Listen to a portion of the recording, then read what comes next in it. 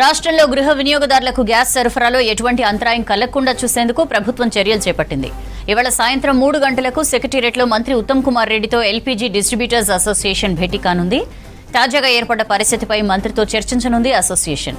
క్షేత్రస్థాయిలో తాము ఎదుర్కొంటున్న పరిస్థితిని వివరించడంతో పాటు సోషల్ మీడియా వేదికగా జరుగుతున్న ప్రచారంతో ప్రజల్లో ఏర్పడ్డ గందరగోళ పరిస్థితుల్ని మంత్రికి వివరించనుంది. ఇదే అంశంపై డీటెయిల్స్ తెలుసుకుందాం.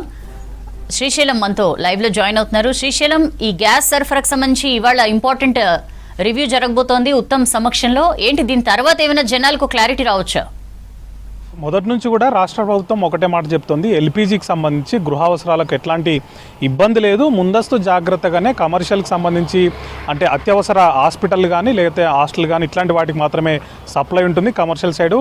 కానీ డొమెస్టిక్ సైడ్ ఎట్లాంటి కొరత లేదు, మనకు రావాల్సిన కోటా కూడా వస్తూనే ఉంది. ప్రతిరోజు కూడా దాదాపు 2.5 లక్షల సిలిండర్లు మనం సప్లై చేస్తున్నామని రాష్ట్ర ప్రభుత్వం చెబుతూ వస్తుంది. అయితే పశ్చిమాసియాల యుద్ధం నేపథ్యంలో ప్రజలు కొంత ఆందోళన చెందడం, గ్యాస్ కొరత ఏర్పడుతుందనేటువంటి భయంతో ముందస్తుగా బుకింగ్స్ చేసుకుంటున్నారు. గతంలో వస్తున్న దానికంటే 3-4 రెట్ల ఎక్కువ బుకింగ్స్ అనేవి అవుతున్నాయి. దీని మీద కూడా గ్యాస్ డిస్ట్రిబ్యూటర్ అసోసియేషన్ ఒక ఆందోళన కూడా వ్యక్తం చేసింది. వాళ్ళు కూడా క్లారిటీ ఇస్తూ వస్తున్నారు, మా దగ్గర గ్యాస్ సిలిండర్లు ఉన్నాయి, ఎవరు కూడా ఆందోళన చెందొద్దు, రీఫిల్ ఖచ్చితంగా కూడా అందిస్తాము, కాకపోతే బుకింగ్స్ ఎక్కువ అవుతున్నాయి కాబట్టి గతంలో 1.5 లేదంటే 2 రోజుల్లో అందేది ఇప్పుడు 3-4 రోజులు పడుతుంది, అంతే తప్ప ఎక్కడ కూడా కొరత లేదని చెప్పి డిస్ట్రిబ్యూటర్ అసోసియేషన్ కూడా ప్రకటిస్తూ వస్తున్నాయి. ఈ నేపథ్యంలోనే ఈరోజు 3 గంటలకి ఉత్తమ్ కుమార్ రెడ్డితోని సెక్రటేరియట్లో ఈ అసోసియేషన్ భేటీ కానుంది. దీంట్లో ప్రధానంగా ప్రజెంట్ ఉన్నటువంటి సిచ్యువేషన్ను మంత్రికి వివరించడంతో పాటు ఏర్పడ్డటువంటి గందరగోళ పరిస్థితి కానీ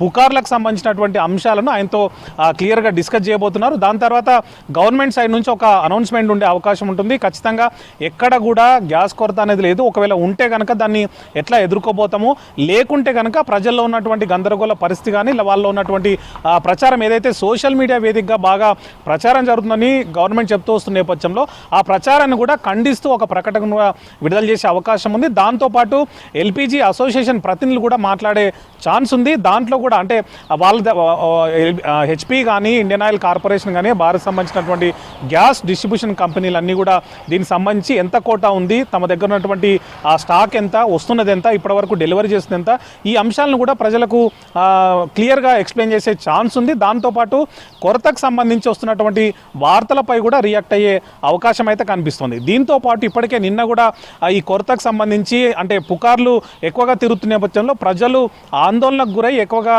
రీఫిల్ బుక్ చేస్తున్న నేపథ్యంలో దాన్ని మానిటరింగ్ చేసేందుకు కూడా ఇటు ఎల్పీజీ డిస్ట్రిబ్యూటర్ అసోసియేషన్ ప్రతినిధులతో పాటు ఇటు ప్రభుత్వం మధ్య ఒక మానిటరింగ్ చేసేందుకు స్టేట్ లెవెల్ అదేవిధంగా డిస్ట్రిక్ట్ లెవెల్ కమిటీలను కూడా ప్రభుత్వం ఏర్పాటు చేసింది. దాంట్లో స్టేట్ లెవెల్ కమిటీలో చీఫ్ సెక్రటరీ అధ్యక్షతన అదేవిధంగా సివిల్ సప్లై కమిషనర్ కన్వీనర్గా కమిటీ ఏర్పాటు చేసింది. దీంట్లో వివిధ శాఖలకు సంబంధించినటువంటి స్పెషల్ సెక్రటరీలు, ప్రిన్సిపల్ సెక్రటరీలు మెంబర్లుగా ఉన్నారు. దాంతోపాటు జిల్లాల్లో కలెక్టరేట్ అధ్యక్షన కమిటీలు ఏర్పాటు చేయగా దానికి డిస్ట్రిక్ట్ సివిల్ సప్లై ఆఫీసర్ కన్వీనర్గా ఉన్నారు. దాంట్లో మెంబర్లుగా మిగిలిన శాఖలకు సంబంధించినటువంటి అధికారులు అందరూ కూడా ఉన్నారు. వీళ్ళందరూ కూడా జిల్లా స్థాయిలో ఎప్పటికప్పుడు స్టాకుకు సంబంధించి కానీ బుకింగ్ సంబంధించి కానీ లేకపోతే సప్లై ఎట్లా ఉంది, ట్రాన్స్పోర్టేషన్ ఏమైనా ఇబ్బంది ఉందా, వాటన్నింటిని కూడా ఎప్పటికప్పుడు మానిటరింగ్ చేయడమే ఈ కమిటీల యొక్క ప్రధాన ఉద్దేశంగా ఉంది. దాంతోపాటు జిల్లాల వారీగా ఉన్నటువంటి